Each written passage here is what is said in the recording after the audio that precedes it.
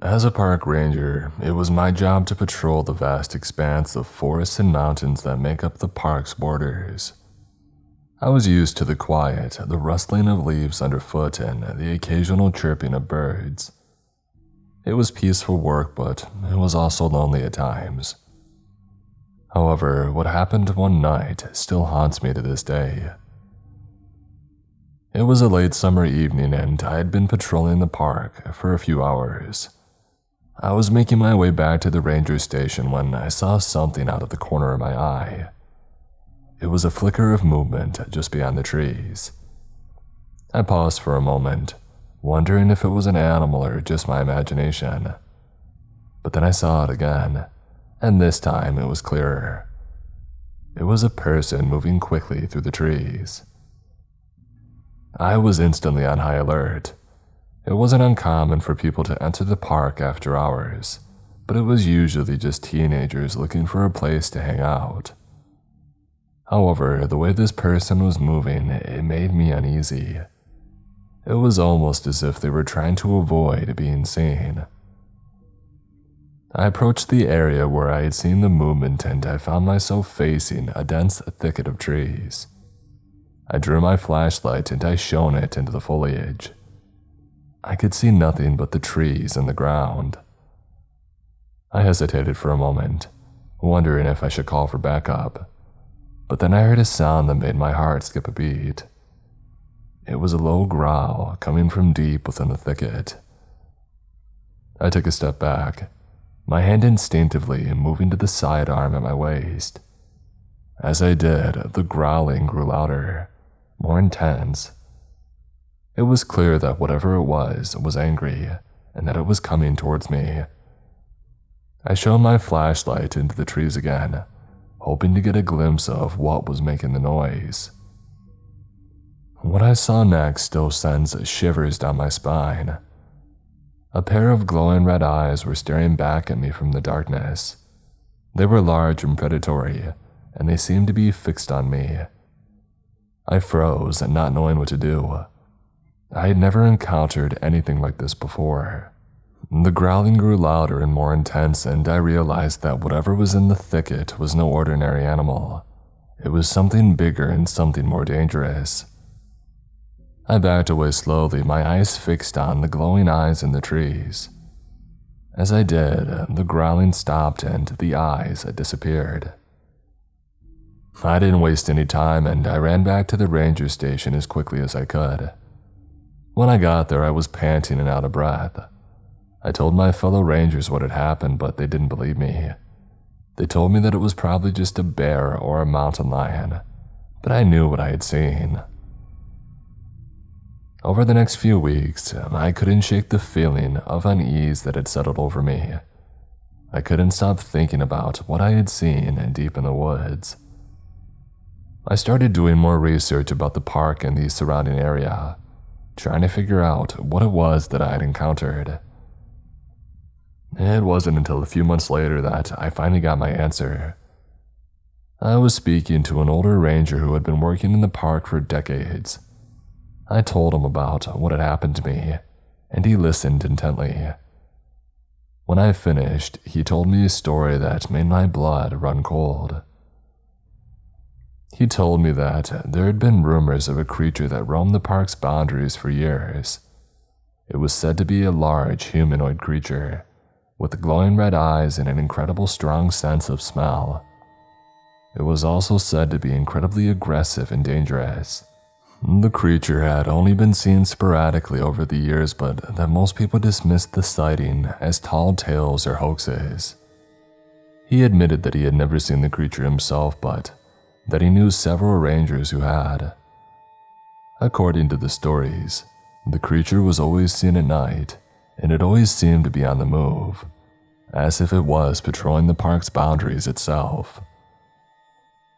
As he spoke, my heart was racing, and it seemed impossible that such a creature could exist, but the way that he described it made it sound real to me. I couldn't shake the feeling that what I had seen that night had to be the creature that he was talking about. The ranger then went on about another incident that had happened years ago. Apparently a group of hikers had been camping in the park when they were attacked by something that had matched the creature's description. The hikers had somehow managed to fend off the creature, but not before several of them were injured. The park had kept the incident quiet, fearing that it would scare off tourists and hikers.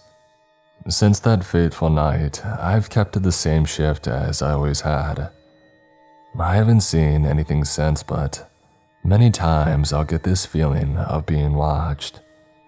And whenever that feeling comes up, I listen to it and I call it a night.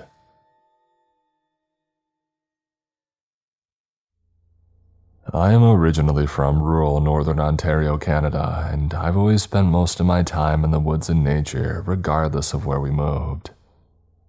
Over the years, I've seen some weird stuff, but this experience surely takes the cake.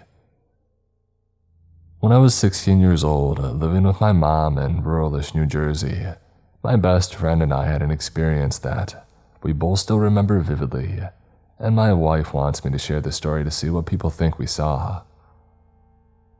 Now my buddy and I, we used to cut through this farmer's field between my mom's neighborhood and our local mall, maybe a mile or so long. It rarely had crops over the years, maybe 1 year of corn and a few years cutting through if I remember it right. The field was barren on this day and we were headed to the mall to hang out, and we didn't notice anything unusual on the way to the mall through the field. We stayed at the mall for about an hour or two and we went back through the field to get back to my mom's. We didn't drink or eat anything in the mall that I remember. No drugs or alcohol either.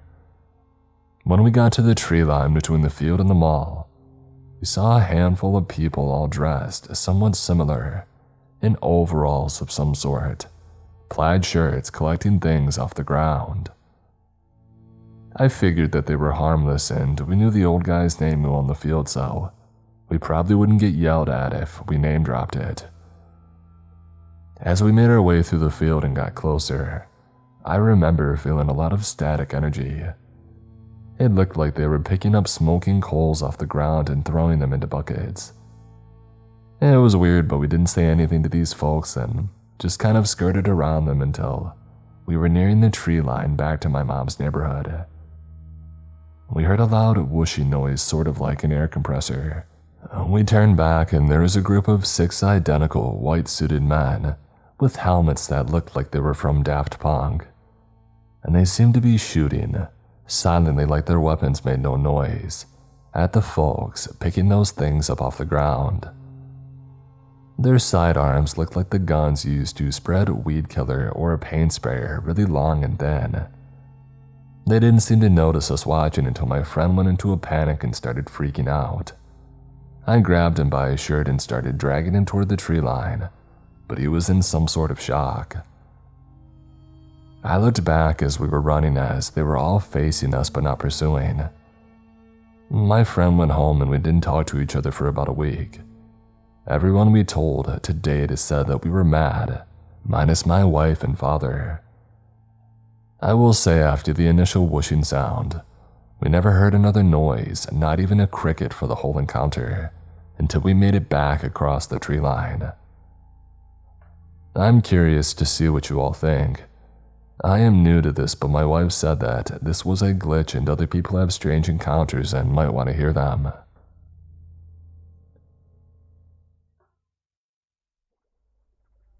My family and I had a caravan in a holiday park in NSW.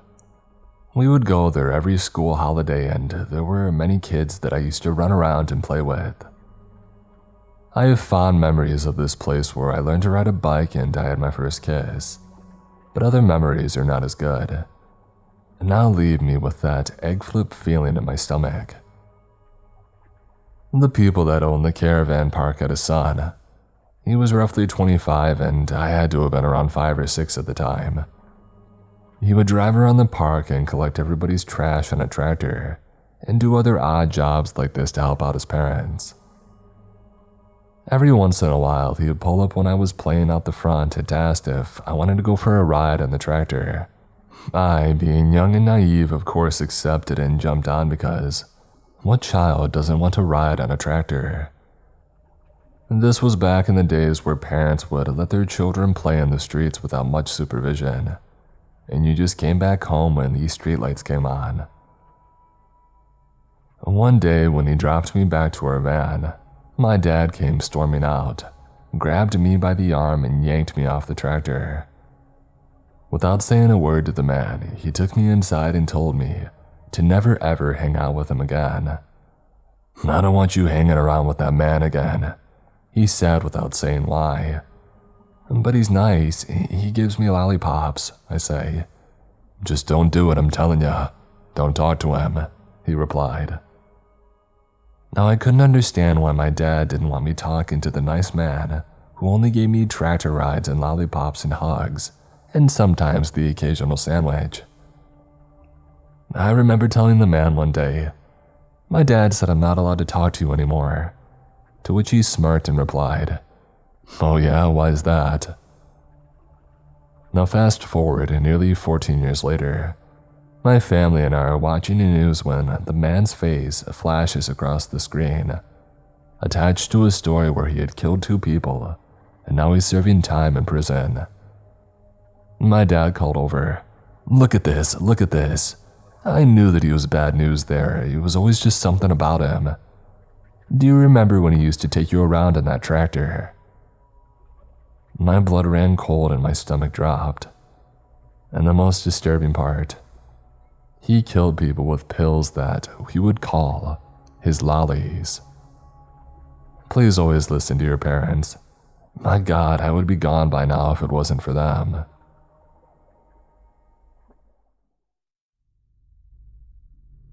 I have a story to share with you, one that still gives me goosebumps whenever I think about it.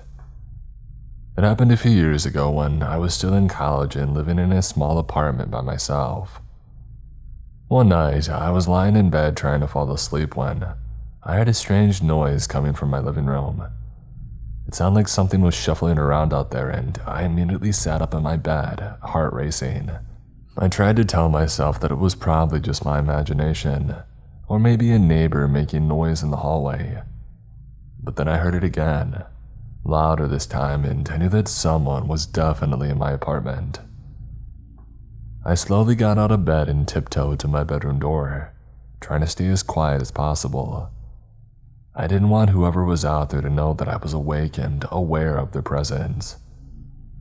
As I peeked out into the living room, my heart sank. There was a man there, looking through my belongings as if he was searching for something. He was tall and lanky with messy hair and dark clothes that blended into the shadows. I froze, unsure of what to do next. Should I call out for help, try to get out of the apartment, or try to confront him myself? Before I could make a decision, the man turned around and saw me standing there. His eyes widened in surprise, and for a moment, we just stared at each other in silence. And then he spoke, his voice low and menacing. "Don't you move," he said, "or I'll hurt you." I was paralyzed with fear, unable to even scream. I don't know what he wanted or why he was in my apartment, but I knew that I had to do something before it was too late. I took a deep breath and lunged forward, hoping to catch him off guard, but he was quicker than I had expected, and he grabbed me by my shoulders, pushing me back against the wall. For a few moments, we struggled together, him trying to overpower me and me fighting back with all my strength. But eventually, he was able to subdue me, and I felt a sharp pain in my side.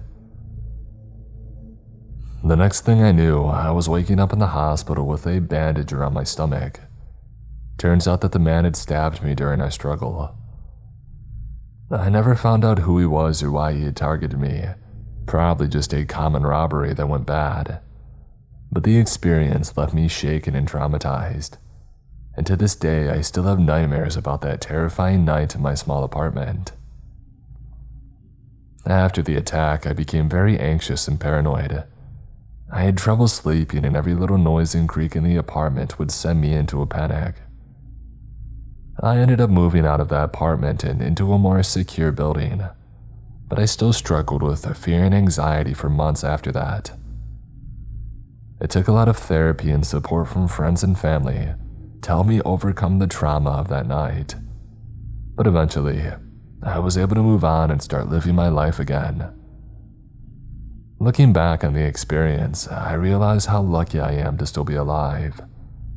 The man who attacked me could have easily done much worse, and I will never forget how close I came to losing my life that night.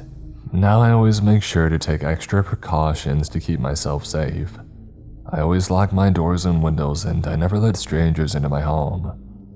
And while I can never fully shake the fear that still lingers from that night, I am grateful for the strength and resilience that I have gained as a result of surviving such a scary experience. I remember the night that changed my life. It was a stormy, dark evening in late October, and I was walking home from my late shift at the local grocery store. The wind was howling and the rain was pouring down in sheets, making it nearly impossible to see where I was going. I had my hood up, but it did little to shield me from the weather. My only solace was the knowledge that I was nearly home. As I approached the small, rundown house that I had rented, I noticed that there was a light on in the living room. That was odd, as I always had turned off all the lights when I left. I tried to shake off my unease and I went inside, calling out to see if anyone was home. There was no answer. The living room was empty, but the light was on, casting an eerie glow over the room. I started to feel uneasy, and my heart started pounding in my chest. Suddenly, I heard a noise from upstairs, like footsteps on a creaky floorboard. I froze, unsure of what to do. I called out again, but there was no answer. I slowly made my way up the stairs, my heart pounding in my chest. As I reached the top, I saw that the door to my bedroom was open, and that the light was on inside. My heart racing, I slowly pushed the door open. Inside, I saw something that made my blood run cold. There was a figure standing in the corner of the room, shrouded in darkness. I couldn't see any features, just a vague outline of a human form. I tried to back away, but my feet wouldn't let me. The figure started to move towards me, and I felt a cold sweat break out all over my body. I tried to scream, but no sound came out. The figure was almost upon me, and I could feel its cold breath on my face. Suddenly it lunged at me, and I fell backwards, hitting my head on the floor. When I woke up, I was lying there, my head pounding. The room was empty and there was no sign of the intruder. I stumbled to my feet, trying to remember what had happened. Had it all been a dream? But then I saw something that sent a chill up my spine. There was a message scrawled on the wall, written in what looked like blood. It read, "Leave now before it's too late." I knew then that I had to get out of that house, and I packed a bag and left that same night. But even now, years later, I can't shake the feeling that something's following me or I'm being watched. That thing or whatever it is still out there waiting for me. I'm sure that it's just paranoia, but I'm still scared to death of that thing. I've tried to forget about that night, but it haunts me still. Sometimes in my darkest moments, I wonder if I made it out alive at all. Maybe I'm still trapped in that house and the figure is still lurking over me. I know it sounds crazy, but I still feel like it's following me. I'll be walking down the street and catch a glimpse of something in the shadows, and I'll know that it's there, watching me. I've tried to tell people about what happened, but nobody really believes me. They think that it might have just been an intruder trying to rob me, nothing more than that. They honestly think I'm crazy, and I'm starting to wonder if they're right. Maybe I'm really just imagining it all and there really is nothing to be afraid of. But still, when I start to doubt myself, something will happen that will remind me of that night. A simple gust of wind, a flickering light, a creaking floorboard, and I'll be transported back to it.